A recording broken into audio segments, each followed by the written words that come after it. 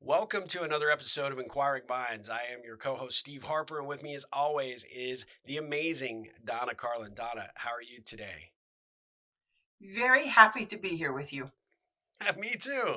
I love that. I look so forward to these conversations. It's the highlight of my week. And so, what are we talking about today? So, the question that came to mind, and for those of you who didn't listen to last week's podcast, listen to it because this is a great segue to this one. Who's in your court? And are you willing to test that? This would be good. This would be really good. So, who's in your court? Like, I'm curious. What prompted this in your mind, as far as the conversation and how it tied into our last episode? Well, we look at, last episode, we look at all the roles in our lives Yeah, and that they're concurrent, they're not consecutive, so we are everything all at the same time. What do we do with that, right? And how do we yeah, judge yeah. ourselves because of that? And here's who's in our court, because I'm seeing how I'm able to help my mother transition and move, and what does that mean without taking over? But she knows I have her back. Yes. And even as her daughter, is she willing to test that? Because I offer, and we go through lists of everything that has to get done before she moves, which is by the end of the month. So it's coming up very quickly. She knows I have her back. But Hmm. how far will she go? How far will she test it? Will she be comfortable enough to say, and this is her daughter, so the answer is probably yes, although I won't speak to her, for her. Say a friend, a colleague, or whatever, you could say definitively, that person has my back. Yep. Have you ever tested that? And I don't mean that to test to see if they're full of it or not. What I mean to say is, when have you asked them, I need your help? Could you help me? And not worry about them saying no. Yeah. Yeah. Okay. I So, like that. Yeah, because I think the testing part, for me at least, when you proposed it, I was thinking, well, the negative side, like, wait, am I having to do something to see if they really are going to be there, right? One of my deepest, darkest moments, and for me to actually put that scenario to play would mean something bad had to happen. So that's not what you're meaning. It's, at the end of the day, it's really, saying, hey, look, you've said you'll be there for me, and you no matter what the circumstances might be, that I can call you morning, noon, and night, and you'll be there with a fully present, fully available to me, with your ability to have this conversation with no judgment. But how many people actually ask that of their close connections, their close relationships, right? Family or friends. And so I think it's really fascinating, because I think at the end of the day, when you start thinking about who can I really count on in those big moments, both when I've got challenges, but also some of those situations where I've got some exciting news and I need to carry it forward somehow. Who are my advocates? Who are my people that are going to be there, no matter what? And I think that's an interesting perspective, because I don't think a lot of folks, especially now with connections being so easy to be made, sort of people not putting the necessary time, energy, and effort into a lot of their personal relationships that they probably should. They're probably not thinking about that from a perspective of, gosh, who would really be there if I really needed it, positive or negative. that's exactly it. And the are you willing to test it is more about us and the fear that maybe they'll say no, which Yes, causes us not to ask in the first place and correct. suffer in silence, try to do things on our own, all that kind of stuff. It's fascinating because we all need somebody else Hmm. at, at various points in our lives. I remember going through a very difficult time in my life. Michael was going for a lot of surgeries. I was on my own with him, going through a really rough divorce, and rough is like an underscored 15 times. Yeah. And I needed a community around me because my health wasn't so good either at the time. And so what I did was I literally invited key people to be my support system. And that was the most extraordinary experience that I could still look back on because I'm my lawyer Yeah. and her husband, who was also a lawyer who helped her with a different aspect of the case. I had my oldest friend from since since we're in grade 3 Yep. that I asked him, "Just do me a favor and check in with me once a day to make sure I'm safe." Okay? Yep. Then I had my accountant who needed to, give financial advice to my lawyer. They didn't know each other, but Yep. I knew that I could count on him and his wife in a pinch. And then, I had the surgeon who would follow Michael post-operatively in town because the surgeries were in Norfolk, Virginia, so Yeah. in another country, um, that I could call upon day or night because Michael's surgeries would go up to 30 hours. So I needed to be able to access Brian if I needed advice on a surgical procedure that there was no second opinion for because she was the Yep. first in the world to do it. I would still have somebody with some kind of information to help guide me. And what I did was I invited them all for dinner because I wanted them to know each other. Yep. And I wanted to say thank you for being there for me in every aspect of this. I know that because I could count on you, I'm going to be able to navigate this with, less angst, so to speak. Yeah. Yep. And they got to know each other. So if one called the other, they had a face, they had a dinner, they had a personality. It wasn't just an accountant calling the lawyer or vice versa. Right. And I knew that they had my back. Yeah. I don't I think mean, that we do that's enough of that. beautiful. Yeah. No, I agree. And I think even now, people don't actually think about it in this capacity.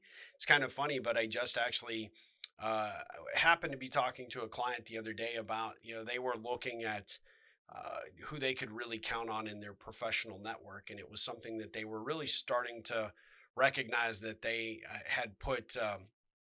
They were making, to use a phrase that you've told me often, is it fact or is it assumption, right? They were assuming that people would be there for them during this startup phase of their next, their next business, and they were pretty surprised that people weren't, and they just expected. And I said, well, that's the problem. You expected without really setting the groundwork, really starting that process to say, this is something that I really would like to be able to count on you. I'm asking you, would you be there for me as I enter this next phase of my professional life? Because you're somebody I trust, I admire. You've been successful, I can learn from, but I'd like to bring you into that inner circle.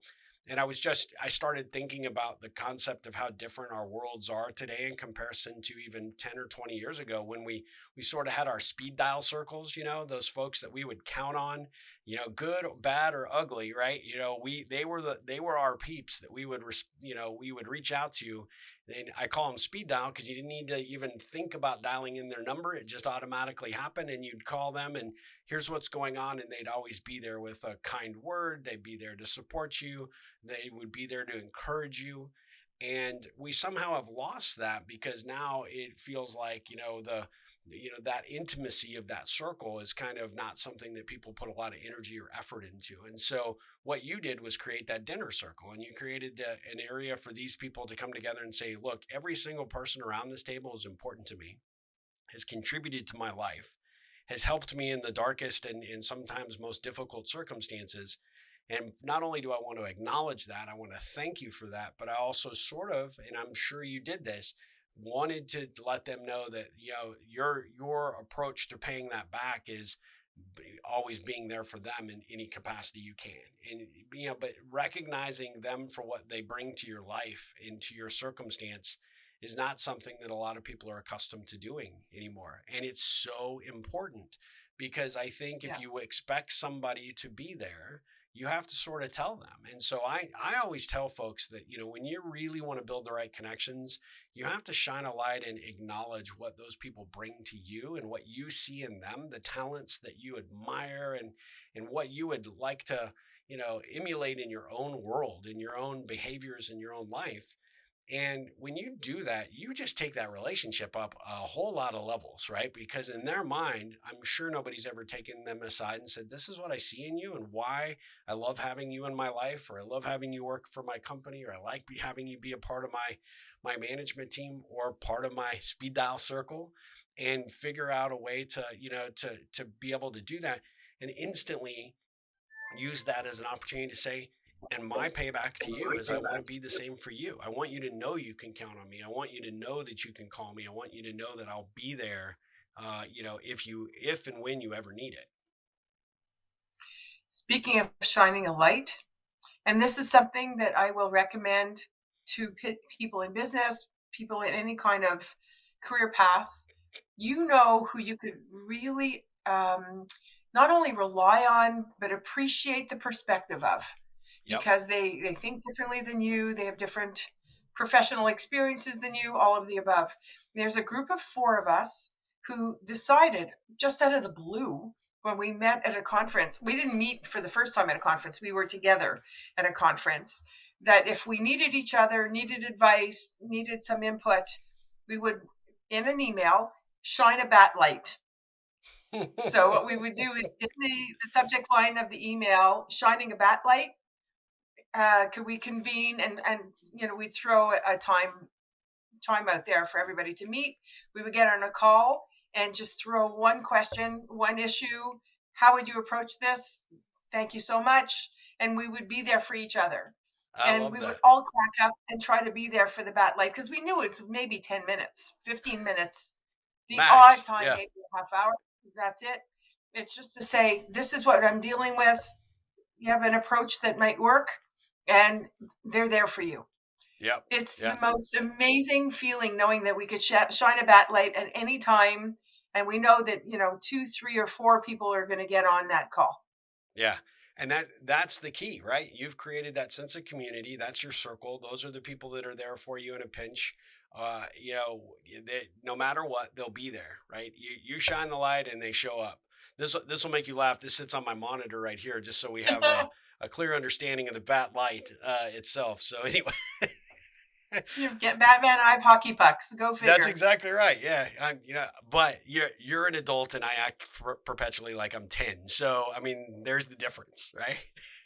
Well, so this has been a really fascinating conversation, and I suspect some of the comments and input that we may get from some of our listeners or viewers may precipitate another or longer, deeper dive into this topic. So I want to reserve that for a future episode, because I do think that as people start to think about their own perspectives, I would love to hear from you. We both, Donna and I, would love to hear from you. Do you have your inner circle? Do you have those folks? Do you have that circle of folks that would be there for you in an instant? And if not, what can we do to help you get one? And it's so critical and it's so important. I know, in like Donna shared in her past, it was so important to her as she was going through some challenges.